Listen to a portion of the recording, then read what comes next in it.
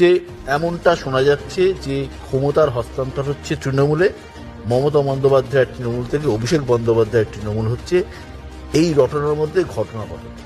আমার কাজ হচ্ছে তৃণমূলের মধ্যে যত উপদল তৃণমূল রয়েছে সব উপদল তৃণমূলে ঢুকিয়ে জোড়াফুল ফোটানো। একটাই তৃণমূল, একটাই লবি, আর আমিও সেই লবিতে বিলং করি। সে হচ্ছে মমতা বন্দ্যোপাধ্যায়ের তৃণমূল।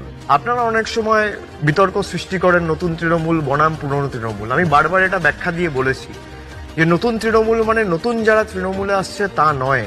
যে মানসিকতা নিয়ে 2011 সালের আগে তৃণমূল লড়াই করেছিল, সিপিএম কে উৎখাত করতে যে ভূমিকা পালন করেছিল, ওই 34 বছরের জগদ্দল পাথরকে সরাতে যে ভূমিকা পালন করেছিল, যে মানসিকতার পরিচয় দিয়েছিল, যে লড়াইয়ের পরিচয় দিয়েছিল, যারা ক্ষমতার লোভে রাজনীতি করবে না, দলে আসবে না, যেভাবে নিঃস্বার্থভাবে কর্মীরা লড়াই করেছিল 11 সালের আগে, আমি তো দেখেছি সেই লড়াই। আমি তো অনেক কাছ থেকে দেখেছি আমাদের নেত্রীকে। সেই মানসিকতা, উৎসাহ, উদ্যম নিয়ে যারা লড়াই করেছিল, উৎসাহ উদ্দীপনা নিয়ে, যদি সেই উৎসাহ উদ্দীপনা মানসিকতা নিয়ে আজকে লড়াই করতে পারেন, তারাই নতুন তৃণমূলের অঙ্গ।